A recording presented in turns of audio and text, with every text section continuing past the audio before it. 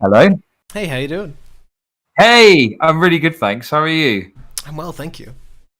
Cool, good stuff.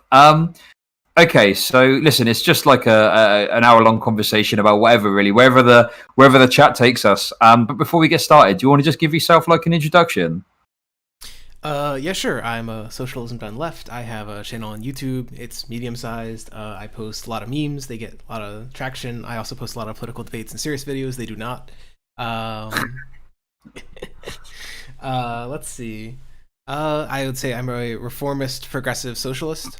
So like standard LGBT rights stuff. And then I think the best way to achieve leftist goals is generally through nonviolent dual action and electoralism. Uh, those are the main things. Okay, I mean it's funny, but like what is I think a pretty milquetoast position is quite controversial to a lot of lefties, right? Yep. Nah, they've all read the theory. Okay, they've read their Lenin. Okay, cool. This could be interesting. So yeah, I mean, how is your channel going at the moment? I think it hit 4.5 million views because a meme about a monkey killing another monkey got like 1.5 billion views. So I'm really proud of the intellectual discourse I'm promoting here. Oh my god. Yeah, I've seen some of your videos get like, like what, tens of thousands of views plus? Like, I don't know, it's pretty Yeah. good. But it's mainly the memes, is it? It's mostly the memes. The serious ones get like 1,000 or like 10,000 at most. So sad. Yeah, absolute philistines, they'll click on a 30-second meme, but they're not willing to watch a 4-hour debate about fiscal policy. Jesus. I can't believe it. Simply awesome. Well, maybe there's like a point in there actually. There's a long time ago. There was a neat thread on Twitter about German Worker Party libraries, and so in like 1900, the German Socialist Party set up all these libraries which are supposed to like red pill the working class, right, and turn them into socialists. And it turned out that in the year of like 1907, not a single person checked out any works by Karl Marx, as I recall, but there were like 1,000 checkouts of the popular books of the day. Nobody actually likes reading theory, and there's like Oh a similar. shit. Yeah. That's fucking wild. No one read anything by Karl Marx in 1907. Not none of the workers anyway. Oh, none of the workers did. Right. Okay. Yeah. Yeah. There's these like God, that's workers shocking. libraries. Jesus. Okay. No, that's fascinating to me. I mean, the point of Marx was well. Have you actually read any theory like in full or? I mean, I guess it depends. I've read like Das Kapital, which is kind of theory, but it's not about like praxis. And the actual stuff that I have read about praxis is mostly like anarchist and like Bernstein. So it's like anarchists and reformists. So I haven't read any like Okay. ML theory now. I'm pretty surprised You're that you not bad managed at to this get game, through. by the way. Oh, you're watching? Okay, yeah, I'm doing okay. Oh, fuck's sake, there we go. Yeah, no. I mean, the thing is for me is like I kind of get the read theory stuff. Like I was just talking to Zanzi about this. Like some of the I'll turn it down a bit actually. So some of the like analysis has already been done, right, and it's out there for you to read. But it's like you say, it's like how many like working class people are going to go and want to read a fucking book, right? Well, I mean, so like part of it's like most people will never read theory. So that's actually kind of like, that's actually to me, if you are a vanguardist, that's why it makes sense. Nobody's going to read theory, but I've read theory. Therefore, I'm like the smart guy. I got to lead them. So it kind of makes sense in that worldview. But the take that I think is like a more interesting thing is like what actually engages people. And this is an argument for stuff like ContraPoints and other like light content that brings people liberal? I love you. rather than really dense content. The real critique that I have of read theory isn't like that people don't want to do it. Like saying that something makes you uncomfortable is the worst reason not to do something. Yeah, sure. But it's mostly that the theory that people want to read was written in like 1930s at the most, and so they lived in an era that is enormously different. Even if they were like extremely well sourced on all of their like what they believe to be true, it's going to be outdated stuff. And often the stuff they believe, I think, it just doesn't line up with the data. Nowadays, we have just so much more access to data than they did back in like 1910. So. Okay. Well, okay. Give me an example of like something you think that maybe is in the sacred text that is maybe outdated now. I mean, a prominent example actually is Marx. In his early works, he thought that capitalism would lead to this ongoing immiseration of the working class. People would get poorer and poorer and poorer. The rich would get richer and richer, or at least the poor wouldn't get any richer, right? And this didn't occur. There was this turning point around 1870 in Britain, and it occurred in various points in most countries where the working class's wages really started going up. And I want to say that they went up by like 20 or 30% over a few decades. And so in his later works, Marx had to account for that. And so he had to like totally change his theory, as it were. So if the only theory you read was like early Marx, you'd get it wrong. I guess I'd also argue more generally, like the arguments for revolution were written in a time when virtually every country on earth was not a democracy. And so like there's a different mindset and also a different political context to most of those arguments. Damn, he got wrecked. Okay. I know I got absolutely fucked up. Okay, well, that's interesting. Let's just dig into that a little bit. You know, this isn't supposed to be like a debate stream or anything, so we won't turn into that. But I'm just interested because I do kind of partially agree with what you're saying. I guess my issue would be is what does democracy look like, right? Because if you take America, for example, you know, notwithstanding some of the criticisms of like Biden and Trump and, you know, how Biden is a massive massive. He's got some policies that he's adopted from Bernie, but he's a bit of a slide back from what Bernie was proposing. Putting that aside for 1 second, the actual structure of American democracy, like with the Electoral College, it's like, it's kind of massively weighted against, well, socialist goals, I would say. Yeah, democracy. Yeah, let's put it like that. Like I mean, so whilst I appreciate where you're coming from, it's like, well, how do you account for the fact that like America's democratic system is kind of fucked? Well, there's this like long trend that we've seen in the entire world of moving towards democracy, and you see it even within the United States.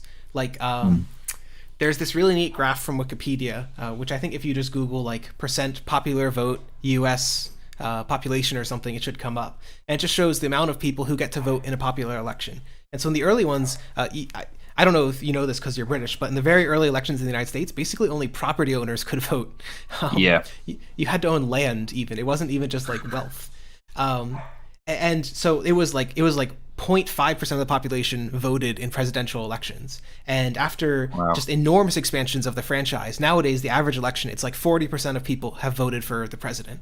So there are still enormous flaws, but I guess one of the points that I would make is we've seen these enormous expansions of the franchise. Because if we think about it as a distortion, right, the property owners is like an enormously underrepresented set of the population. We've moved enormously in one direction. So my bet is that hopefully we'll see the Electoral College fall away. Hopefully we'll see the other things fall away. We'll abolish the Senate. Abolish the Senate? Fucking hell. Yeah, hell yeah. But okay, but in order for that to happen, like the Senate would need to vote for that to happen then, right? You'd need a constitutional amendment. It'd be even harder. It's probably unrealistic in like any short term, but like the Senate's an example. Like it used to be appointed by state legislatures, so it tended to be really rich people who represented the views of like the state legislature rather than the views of like the common man. And now it's direct election. There's just all those kind of reforms that have actually been enacted and made the United States more democratic, even though it's still a pretty bad democracy. Okay, no, that's an interesting perspective. Okay, cool. So, look, obviously it's the news of the day, so I'm asking everyone this. Trump has got coronavirus. Broadly, what are your thoughts? I think it's funny as hell. Okay, well, I'm glad to hear you say that. Because I heard you come in with the Dario like discourse a bit. Yeah, well, I was kind of involved in it really because basically, I saw him give his take that said like, "Oh, if you laugh about Trump getting coronavirus, it's the same energy as laughing about red state voters getting it," and yeah, that one was it was just. Yeah, I know, right? Like I was just like, "What? That's not the same at all." And there was this heavy moralizing of like, "Oh, this is so disgusting," and I was just like, "Nah, I'm not putting up with this," right? And it kind of created this discourse. I think he's even doing a stream about it now. He's doing call-ins for people who want to argue the point with him. But you seem to have more of a more relaxed take on it, then, from the sounds of it. Well, no, I totally agree. Like, if someone's policies, if someone is like personally culpable for some like bad action, and in some way they face repercussions for that, like it has a sort of a poetic justice, or like a sort of karmic feeling of justice that most humans really like. I will say, like, in his defense, I think that it's probably bad optics to like say that you're like happy that Trump is gonna die or whatever. Like, even like, what's it, Bernie Sanders, he put out this tweet, he was like, I wish the president well, I hope they get better soon, because you gotta, for optics reasons. But in terms of like your personal reaction, which doesn't affect anyone, like, yeah, fucking laugh the hell out of it. Yeah, exactly. I think I said to him, like, he's got Twitter brain, because he was going on about all these people wanting clout and trying to do it on Twitter, and it's kind of like, yeah, my dude, like, a couple of people on Twitter are talking about this. Like, what impact is that tangibly going to have? You know, it's not like Bernie Sanders came out and said, fuck Trump, lol, right? Like, even he had to do the optics game. Well, and yeah, so Sanders did it. Well, and the thing is that most people who are going to like actually be convinced, like, I don't know, to like vote a different way or something, to substantively change their like view on politics, are not going to be swayed by how mean you were while talking about Donald Trump or something. The vast majority of people are like very fixed in their political positions. This kind of shit is not going to change it. I mean, it'll change a non-zero number of people, but virtually nobody. Yeah, sure. Well, it reminds me of the remember the Bernie Bro discourse. Yeah, right. Like, you're driving everyone to the right. You're just being so mean. The SJWs are why I'm a Nazi now. Yeah, exactly. It's kind of ridiculous, right? I don't know. I think we all suffer from it, but, well, maybe you don't. I do anyway. But it's this kind of over importance on how significant Twitter discourse is. You know, it's like, there was this meme, I can see if I can go find it,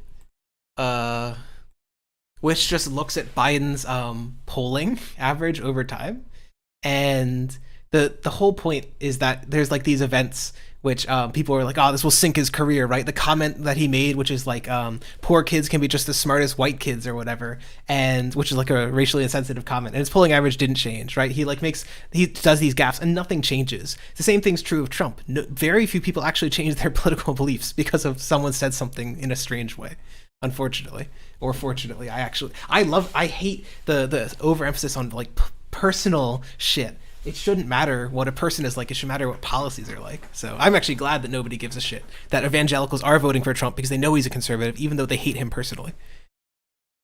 Yeah, sure. No, that's really interesting. I think, yeah, it's there is this kind of over focus on the personal, and I wonder how much of that, like, I'm sorry to say it, anyone in chat, but kind of with Bernie as well, like this weird parasocial attachment to Bernie Sanders, and it's like he's just a tool. He's just a politician. Like, I don't know. Yeah, I think the parasocial thing is an interesting part of it, because I feel like these people like Trump might have been the way a lot of people got into politics, or like reinvigorated them, because Trump's support is really strong and Bernie's support was really strong during the primaries. So it might have like really invigorated people, and so now they've formed this parasocial attachment. So I don't doubt that, but that's bad. You shouldn't want that. No, exactly. Like, I've always kind of figured, like I say, politicians are just tools, you know, and like you say, it's about the policy. I mean, you know, we don't have to go too deep into the Biden discourse, but I am interested to hear, because my understanding is you're pretty heavy on you're riding with Biden, right? Is that correct? Oh yeah, brother. Okay. I mean, again, although it's a fairly milquetoast position to take, for lefties that could be quite controversial. Have you had any sort of pushback or debates about that recently? Or? I mean, people critique it all the time. I think that the usual critique will be something like, you vote for Biden, and to steelman the position. I think the strongest argument you can have is if you vote for like moderate leftists, or like centrists even, and you put your energy into that, you like get behind that movement, then maybe people get like burned out of the leftist movement, they get burned out of politics overall, so they don't actually like retain their activism and their enthusiasm for the left. They kind of just get watered down politics, of like what is practical, kind of, or what is like the lesser of two evil isms or whatever. And I think it's just absurd. Like, if the only thing you did, you decide you believed all this was true, you don't want to get involved into Biden whatsoever, all you want to do is vote, it takes like 30 minutes to cast your ballot at most. You can do like the 30-minute thing and then go and spend 8 hours training at the gun range for the LARP revolution. It just doesn't matter.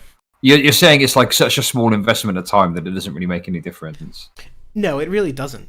And I mean, the other argument I think that's stronger, and this is one that actually literally Lenin raised, is when you have like figurehead elected leaders who can talk about things like AOC or Bernie Sanders, they can organize movements and change people's opinions. And so if AOC didn't exist, if Bernie Sanders didn't exist, we'd almost certainly be more right wing than we are today. Okay, now that's quite an interesting perspective. Yeah, I don't know. It's funny, isn't it? Like, again, I feel like so much of this discourse is online, but I think there's kind of fault on both sides in some ways, because on the one hand, like, I understand you got the lefty larpers and all this shit, but then you've got people that are just kind of like browbeating other people on like twitter.com to go and vote Biden, and it's like, does that actually help to get Biden elected? Like, and I don't really know that it does. No, it probably doesn't. I mean, like, it's the same sort of thing, right? Like, on the one hand, just because people are mean about it doesn't mean you shouldn't hold that view, right? Like SJW, the existence of like meanie SJWs shouldn't make you a Nazi, in the same way that like libs vote shaming you shouldn't make you not vote Biden. But I think sure. I just think a lot of it comes from really harsh partisan feelings. Like people are like, you vote Democrat or else. Like people have kind of a team mentality about it. Like even there's this neat 538 article. We live in what is the most ideological time ever. People, when you ask them, why are you voting Biden? Why are you voting Trump? They're the most likely ever to mention, I'm voting for Trump because he's a conservative and I'm a conservative. They mention the name of an ideology. Before, the vast, and still even today, it's like 70 to 90% of people will just say, I'm voting for Trump because I'm a Republican. They'll like explicitly frame it in partisan terms. It's not, they aren't even thinking about ideology. So I think that has a large bit of it, that especially boomers, especially older people, literally just think Dem's good, rep bad. You critique Dem, ergo you bad. Shit, okay. Wow, that's really interesting. So it's almost like it's a bit like football teams, right? Like you support the football team that you like, and that's it. Yep. Jesus. Okay. Okay, cool. So obviously, you do memes. You spend a lot of time in lefty discourse and whatnot. Do you think like the online left has got any potential to have any meaningful change in society, or are we wasting our time on Twitter.com? I mean, that's a hard one to answer. I guess the example that I would point to is what's his name, Kyle Kalinske, because he's like, originally he was just like some podcaster more or less, right? He does like a little show and he reviews a clip more or less. He does React Andy content, and his channel is like enormous, and he's part of the founding impetus behind they're called Justice Democrats, which is one of the like progressive or left wing Democrat organizations. Like that kind of does the entryism stuff, pushing left wing candidates inside the Democratic Party. So would it have existed if Kyle Kalinske didn't exist? That's a hard question to say, but I do think it's interesting that like even these online people have actually gotten involved in real politics and have had real impact on that. Probably the like Twitter left has no impact, right? People with 10,000 followers like I have on YouTube, right? They don't really change anything. You need the orders of magnitude more power to do anything. Yeah. I guess an argument you could make is maybe you could funnel followership into like real life activism or something, but I don't know. It seems like a kind of like pushing a boulder uphill in some ways. I don't know.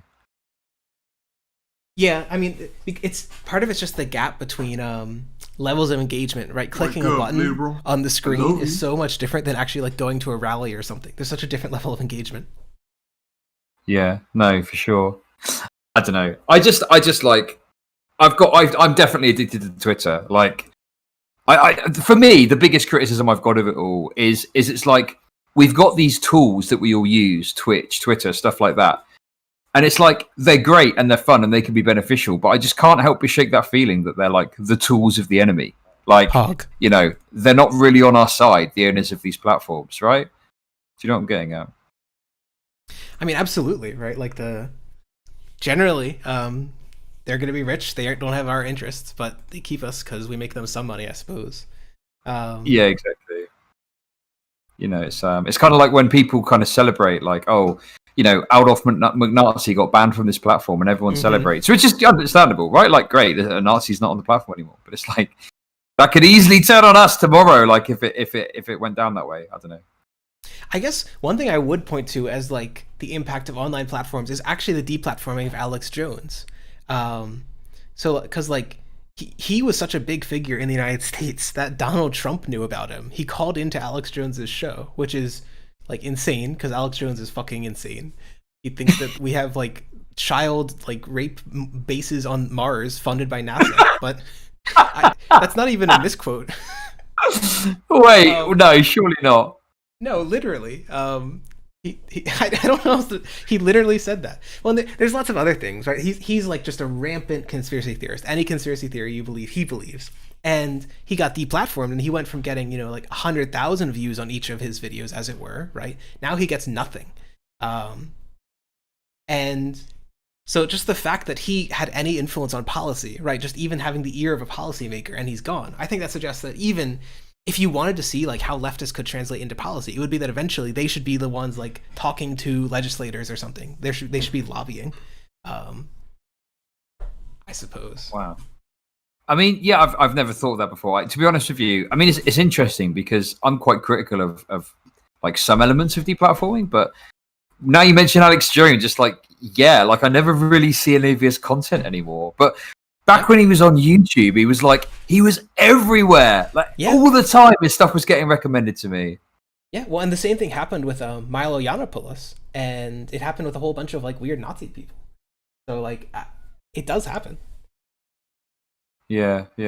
I don't know. I've not really followed like Alex Jones's career. What is he doing now? Has he got his own website or something? I guess InfoWars is still going. I think he just streams on his website. I don't know or care because he's insane, but I just know that he has no power. So the thing is he's got some wacky views, and obviously some stuff was really egregious, like the Sandy Hook shooting. He was particularly egregious takes on that. He got sued for that. Yeah, he did, didn't he? Did he? He lost the court case, I think, didn't he? And had to pay out. Well, that was one of the court cases where his lawyer argued that he was an entertainer, and therefore you shouldn't take anything he says seriously.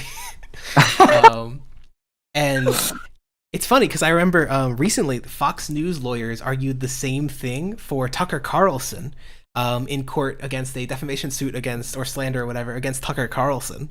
They argued that Tucker Carlson is an entertainer. What he says is so obviously absurd that no one would listen to him, so he can't be held responsible for his statements, which is really funny. Holy shit. That is like you're basically just like shitting on yourself to slip away from fucking consequences of this court thing. Fuck. Absolutely. Holy shit. Damn, that's fucking wild. Oh my god, I need to catch up on my my Fox News drama. It seems. Yeah. What's your thoughts on that? I mean, because obviously we've got Trump at the moment, right? Tucker Carlson is slated for a 2024 run. I mean, what's your thoughts on the prospect of the Tucker era of politics? I mean, we've kind of like, I think that there's been this long trend towards the current Republican Party. Like it didn't just come from nowhere, and a lot of it had to do with the emergence of evangelicals as a voting base. In the 70s, it was like 10% of evangelicals voted. Nowadays, it's like 90% of them vote. And so you have this enormous shift conservatively in American politics because of that. As part of a result of that, you saw this kind of embrace of what's called like the ideology between like conservatism and fascism is usually called conservative nationalism or national conservatism.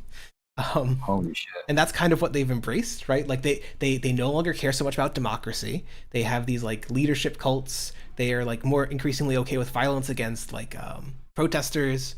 And so like they've been moving that direction for a long time. I remember reading like in the comments of articles in like the 2010s, the same kind of comments you'd read today. Like these protesters need to die. Like Occupy, I know how to deal with them. I guess what I'm saying is we've kind of always been in the increasing Carlization, Trumpization of politics. So I don't think I'm ready for it, but it's already here. Right, I see, yeah. So it's just a continuation of what Trump's doing, essentially. Yep. Yeah. I mean, I don't know, like, because obviously you get the recuperation of someone like George Bush, right? Like that's quite a big thing that happens. But there's obviously people out there that kind of highlight that things were really bad under Bush. I mean, what's your thoughts on, say, for example, like Bush versus Trump? Well, That's actually the interesting thing. So this will sound weird to say, but Bush was a moderate, but one of the things that we live in like a very partisan time, and the Republican Party is much more like much more partisan than the Democratic Party. And so Bush, people don't remember it now, but he was one of the first like Republican presidential candidates to make an enormous outreach to Hispanics. He got like 30% of the Hispanic vote. He spoke Spanish, which was a big deal. And they considered softening their stance on immigration, but they ended up not needing to because of the war. And so what happened is the party forced them to the right.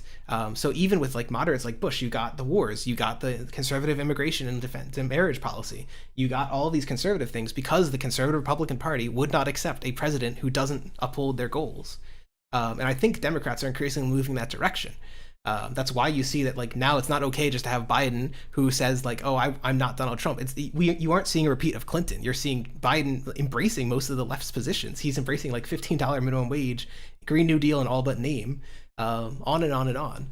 And so I think that's kind of a good thing. I'd like to see America move left, but it's also really frightening because it means that you'll if the parties keep switching, you'll have the presidents shift like enormous left, enormous right, enormous left, enormous right, which is probably not helpful. Sure. So basically, it's good that Democrats are moving left in terms of the policies they're proposing, but then it's about the reaction from the Republicans, I guess, is the concerning thing there. Yeah, there was actually a study released this week in NBER, the National Bureau of Economic Research, that areas that had stronger Socialist Party support saw stronger fascist reactions. And so it's just a reminder, like there's lots and lots of reading you can do about this, but like the specter of the left helps make it easier to move people to the right, and vice versa, I think a little bit. But to a large extent, like the right is reactionary to the left making progress. So, Jesus, well, that's a scary thought. Wow. Okay. So yeah, just to swing back around to the Biden discourse a little bit. Obviously, sure, you know. yes. There is. I'm sure this is something that's of great interest to you. You've probably done all the research. I know you're a bit of a nerd, so you probably know all the fucking data and shit. But one thing I do kind of notice is that, like, although like I'm kind of critical of like how things have gone and how this election's turned out, one thing I do find frustrating is like lefties will be critical of Biden, but it's like it doesn't really seem like they've looked into it, right? Like they sort of like will say things like, I don't know, Biden's got no policies. And it's like they're all there on his website. Like, if you're going to criticize him, like, why would you not like be fucking solid on everything about him? I don't know. It just seems like. What's your thoughts on that sort of trend? I mean, it's the same thing as that partisan thing, right? It's that the whenever a lefty critiques Biden in good or bad faith, all the partisan Democrats who've been in the party for 40 years come out and defend him to the hilt because he's their guy. And I think you see the same thing in reverse. People have built this partisan, or rather like anti-partisan identity about being left of the Democrats, about critiquing the Democrats. And so it's like against their identity almost to like investigate it or be proven wrong. I don't know. Yeah. I think like there's an identity of being like a Marxist-Leninist or like a tanky or whatever, and that's part of it. There's this aesthetic of like hating the Democrats. And so they just don't look into it. They know the Democrats are bad. They don't need to look into it. Wow. Okay. Yeah, I don't know. It's just so odd to me. And I remember, like, we were on my stream. We were talking about like the Biden or bust or Bernie or bust stuff back in February. And there was definitely this trend of people that would come on. They'd be like, "Yeah, Biden's shit," and it's like, "Well, what policies don't you like?" or something like that, you know? And yeah. Well, okay. What's your thoughts though? Okay, so obviously, you know, we agree. I'm sure that like Biden's policy platform is good, but what about this kind of risk, I guess, of him not implementing anything that he's talking about that people suggest? I mean, I think it's very reasonable. The problem with it is if that's what you actually cared about, then you'd take that and you'd apply it in comparison to the other alternative, which is Trump. So let's say that Trump fails at implementing his policies. He only gets 20% of his agenda. Well, that's like a 20% move to the right. Biden, let's say that he sells us out. He doesn't even enact any of his agenda, literally 0%. 0% move to the left is better than 20% move to the right. And I think there was I want to say it was in The Atlantic, and it was just going through a lot of the Biden policies, and a lot of them already have popular support in the House and the presumptive Senate, like the Democrat majority Senate. like I want to say $15 minimum wage and Biden's housing policy both already seem to have a majority of people in both chambers in support of them. So they could very likely be passed pretty quickly. His housing plan is pretty impressive, actually. It would cut poverty in America by 1/5 and child poverty by 1/2, as I recall. So, wow, there's some pretty impressive figures. Holy shit! You've definitely done your research on this. I suppose someone's got to, right? Because it's some fucking nerd shit. I don't know. What, you ain't a nerd? Is that what I'm hearing? Well, I don't know. Like, I just don't have the patience to sit through and read fucking like what do you read? Studies and shit, I guess. I mean, kind of. Yeah, you can even get this shit from like the Vox level of like content, or like the Atlantic, like the half deep like lefty newspapers. Okay. So I need to do more reading, is what we're saying, basically. Yeah, you need to. You don't even need to read theory. You just need to read. Okay. Yeah. Okay. Just go and read Vox, and that's it. That's all I'll need. Is that essentially it? Yeah. Go read Vox. So Jacobin tends to be on the side of like Jacobin. I don't know if Jacobin's big in Britain, but it's just like a socialist magazine. They tend to be more on the critical of Biden's side, but they also have decent articles sometimes. Yeah, well, actually, speaking of Jacobin, it's not really big here in the UK, but obviously, like what with America's cultural hegemony, unfortunately, we get subjected to all of your press, regardless, right? Especially when you're like in online spaces. And I don't know if you saw, but they recently did an article about incels, right? No, I didn't read that. Okay, well, let me just give you the lowdown because I'm interested to hear your take on this. Okay, so basically, there was this film called That Feel When No Girlfriend. I think it would be right up your street. Not because I think you're an incel, but because it was quite memey from the looks of it, right? But because it was quite memey, right? It had like the Wojaks and shit like that.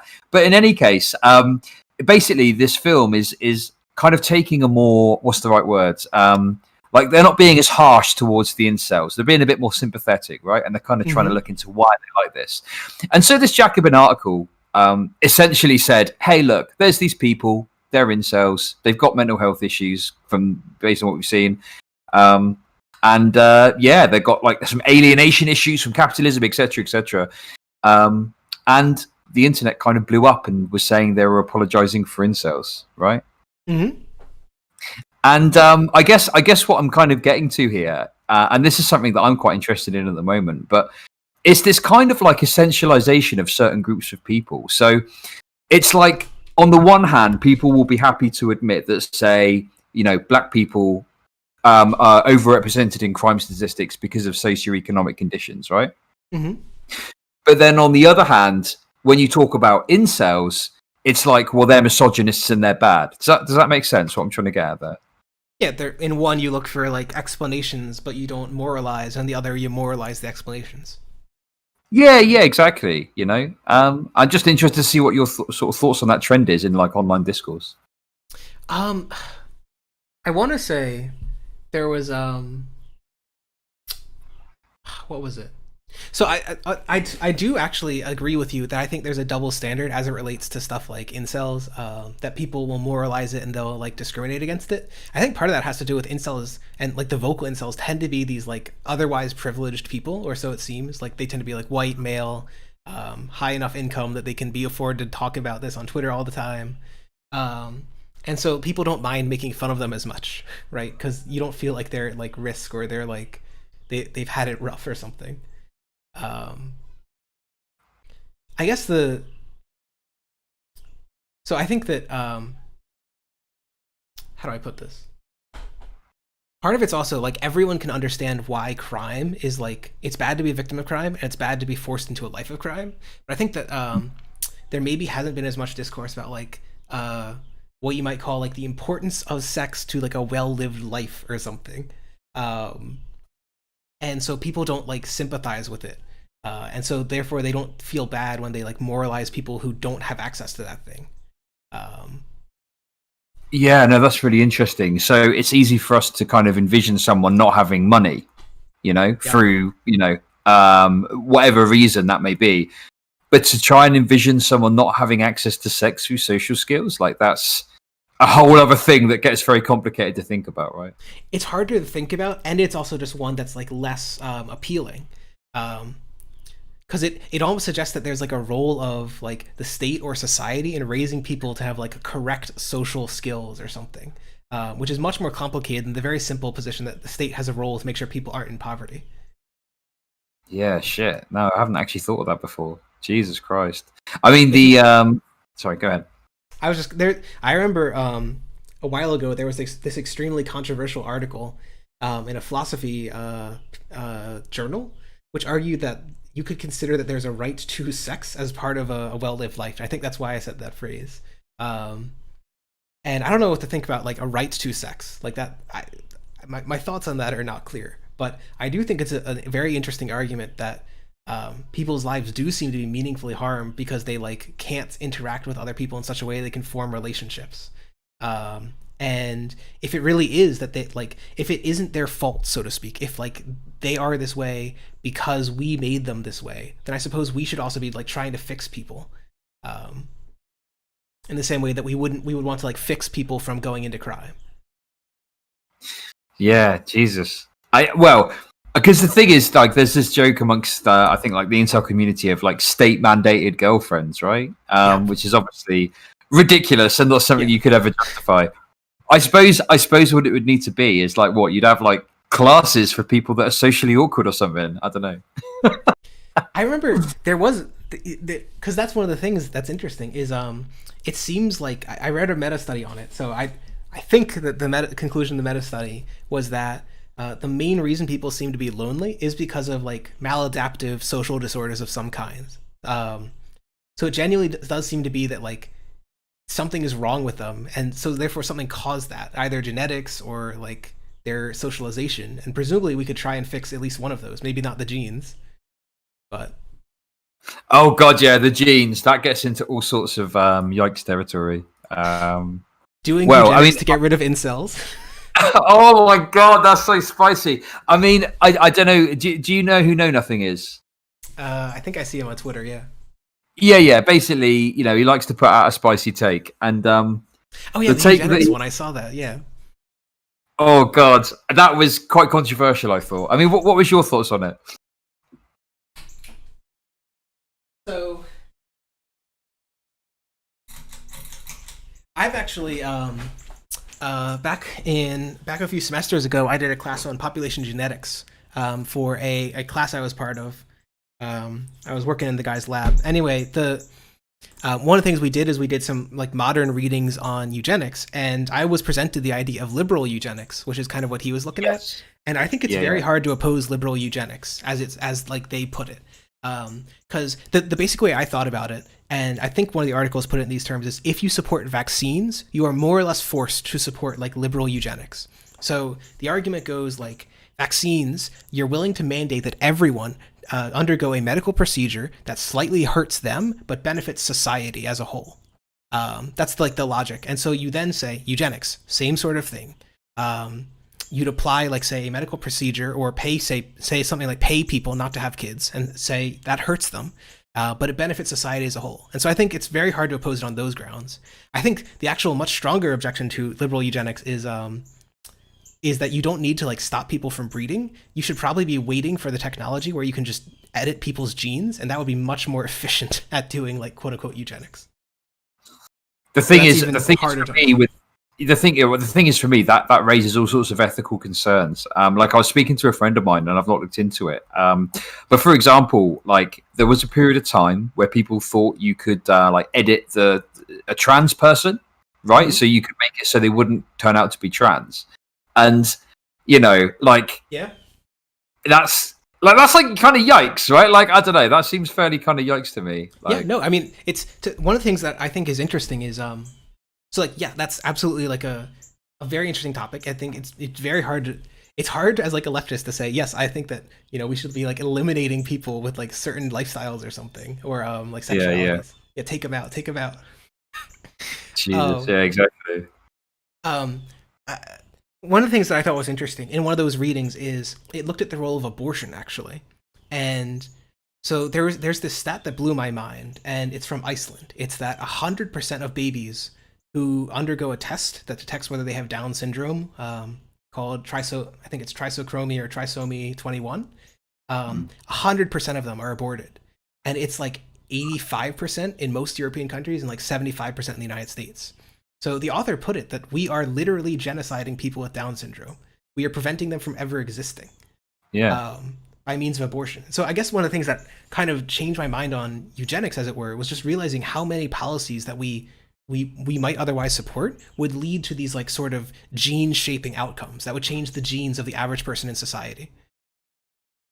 Yeah, definitely. Well, that's the big thing, isn't it? Right? Like, because and the thing is, I always think of as well is like, imagine being someone that's got Down syndrome in that conversation. Like, basically, it's being argued that you should be wiped out. Like, fuck me, that's horrendous. Like, I don't know. So my position is that, like, if we ever were in the position that we would be able to do these sort of policies, what you'd want to do is like direct democracy, so that like you'd want to do it something like a vote where of people with the condition, something like 80% of them are okay with people with their condition being eliminated forever. You basically need to like get some like overwhelming majority in favor of self-genocide, and then you could do it. That's the way that I conceive about it. And I know that it sucks to put in those terms, but God, I don't know. Yeah, I mean, I just think that even with that, like, it just sets. I just feel like that kind of stuff sets a kind of dangerous precedent, like, and I think that a lot of these genetics arguments have been used in the past to justify pretty horrendous kind of outcomes, or they set out with this intention to do X, and then Y's happen, which is horrendous, and it's like, well, you got to break a few eggs to make an omelet. I don't know. Like, I just think it's kind of an ethical fucking nightmare. It is kind of an ethical nightmare, and it certainly does. Like, it's akin to the argument that like if we do a death penalty for this, that, and the other crime, then it makes it easier to do a death penalty for more crimes, which I think has some truth to it. So like if we're okay with doing eugenics for like this disease, it probably makes it easier to do it for that disease or quote unquote disease. Like absolutely. And like I imagine like the year is 2100. America is doing eugenics to get rid of like I don't know. They're doing it to make trans people have like 3 times bigger boobies or something. I don't know. And China is doing it to get rid of like the Uyghurs or something, right? Like some countries doing it to get rid of ethnic minorities. Yeah. It will be that much harder to critique their policy when we're doing something similar ourselves. So I do agree. It's like, it is a quagmire. Yeah, definitely. I think a friend I was speaking to about this put it perfectly. And like, maybe it's something to look at, but you would need to carry it out like with exceptional care, Yeah. And I'm not sure that we could trust current like democracies or governments to do that. So it's almost an argument that like maybe someday if we have like maybe if people are like 3 times more educated and we live in a much better democracy and on and on and on, maybe then eventually we could talk about it. But right now it doesn't seem like it's workable without like enormous risk, as it were, of like huge ethical violations. Yeah, no, absolutely. Just on that note, actually, because this is something that comes up quite a lot on lefty discourse. I'm presuming you're against the death penalty. Yeah, not like mostly the arguments against it seem to be that it's more expensive, but I do think there's an argument that life in prison is more or less equivalent to the death penalty. So in practice, I don't know that I'm opposed to like the long death penalty, the slow death penalty, as it were. Yeah, sure. I think like obviously this is kind of a little bit utopian, but I think the issue for me is like life imprisonment as we currently understand it, is obviously not good. And it's like, could we have, if there was someone that was genuinely judged too much of a risk to society for whatever reason, is there a way that we could remove them from society without having a significant negative impact on their life like they do at the moment? Do you know what I mean? Yeah, well, I mean, that's like the argument for life imprisonment over death is just just the one thing is like, what if we were wrong? What if we reassess and we find out like they didn't do the crime or they are actually much more changeable? And we can undo it, but you can't undo the death penalty, at least not with current technology.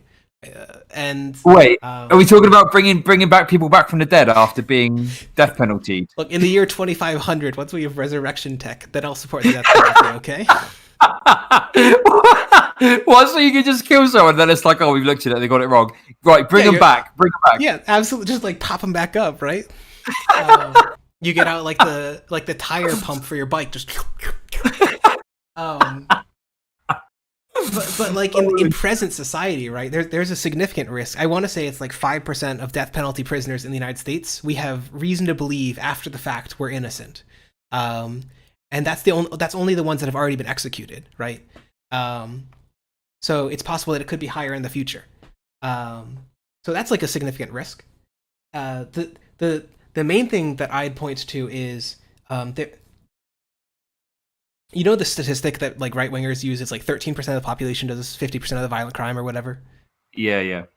There is an interesting related statistic. It's that so of studies in Sweden, which is not the same as the United States, obviously, but in Sweden, 3% of the population does 100% of the violent crime. So there's this like enormous concentration of violent crime among very few people. It's not like they're not like all ethnic minorities or something. It just means that very few people in any population do most of the violent crime.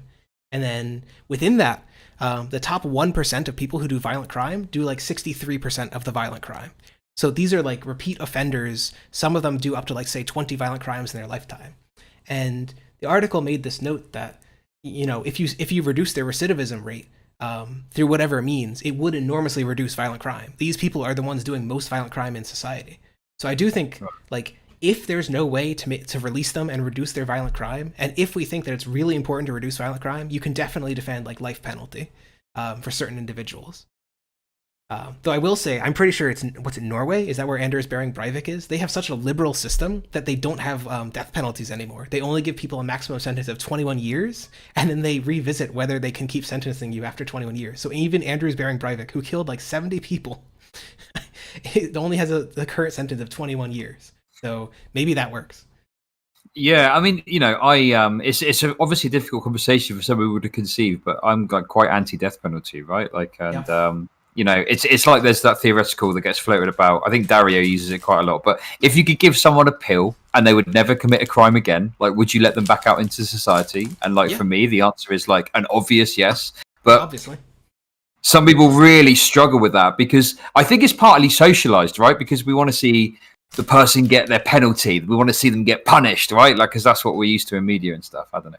Well, so and I will say this is on the like, was it Dario? Dario is the one who was getting mad at people getting happy about Trump's COVID, right? Correct. Yeah. So I think in this respect, Dario might have a consistent take. It's that we want Trump to be punished, right? That's kind of a feeling that he did a bad thing. We want him to be. The term is retributive justice, right? We want him to face penalty for the penalties he put on us. Yeah. And so I do think like you could have a point to Dario or something like, hey, I don't want anyone to think about retributive justice. I want everyone to be rehabilitative. Even Trump, we can reform. Okay, we'll put him in the education camps. He'll read like Das Kapital. He'll come out a changed man. I don't. So I do very much agree. Like its support for the death penalty does mostly not seem to be based on like empirics or like people rationally considering recidivism rates. They just want like murderers to die. They just want people who do certain crimes to die, and they feel good about it. So.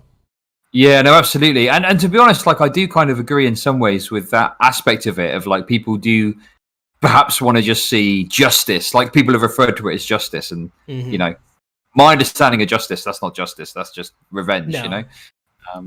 But yeah, and I think the thing is, like, you know, just to circle back around to that point, I guess, is like, yeah, like I would have had no problem if Dario had phrased it in a certain way. But he made this point of like, oh, it's almost like if you're laughing about it, you're like morally repugnant or something. If you're laughing at it, you're like laughing at the people who like are dying in red states or whatever. Yeah, exactly. And it's like, what? That's ridiculous. Come on, that's a bit. You know, but yeah, I don't know. I do kind of agree that there is this desire to see him get punished, and I guess I just kind of disagree with that. One of the things I thought was interesting. So again, another study, retributive justice doesn't actually seem to work for the death penalty. And in particular, I don't know if this is true of other countries, but in America, you can appeal the death penalty many, many times. And if we didn't have that, to be clear, there'd probably be a lot more innocents getting killed. But the point is, like, when people do the death penalty, they often have to do like trials over and over again, like say 3 or 4 times. And so studies on the psychological well-being of like co-victims, like people who were close to the victim of say like a homicide or a like very serious rape, they had significantly worse mental outcomes years and years on after the crime because they keep having to be reminded of the crime, testifying about the crime, and like crying about it and breaking down in court over and over again. Whereas life in prison, it's more or less one and done, and so they felt enormously better years later. So it might make society as a whole feel good, but doesn't actually make these co-victims feel good, which I think is an interesting outcome.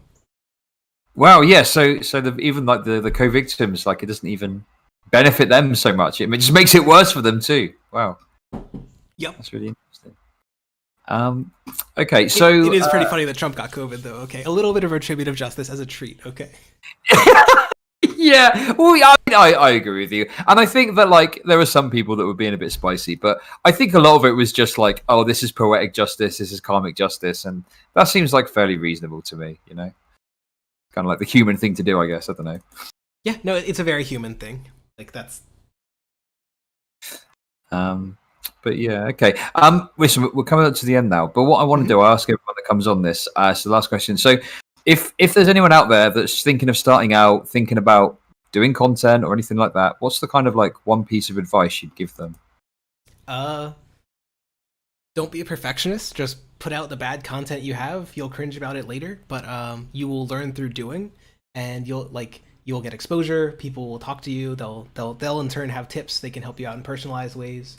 Just put shit out there is the best thing I can offer. My early videos are terrible, just like Chud's current position, getting stuck and dying in the zone. And you got to get out. You just got to keep walking forward. Okay, can't die in the zone. You can't die in the zone. You got to keep pushing forward. Yeah, I totally agree with you. But yeah. Listen, thanks so much for coming on. I really appreciate it. Before you go, do you want to just give yourself one final shield and anything like that you want to? Sure. Name is Socialism Been Left. Twitch, Twitter, YouTube, got all of it. Put out some great memes. The political content ain't too bad either. Good stuff. Okay. Well, thanks for joining me. It's great to chat. I'll have you on again soon, I'm sure. Okay. Sure. Anytime. Thanks for having me. Have a nice evening. Catch you later.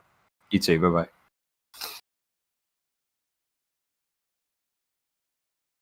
All right, chat. I'm going to talk to you for like 5 minutes, and I'm going to eat because I'm hungry.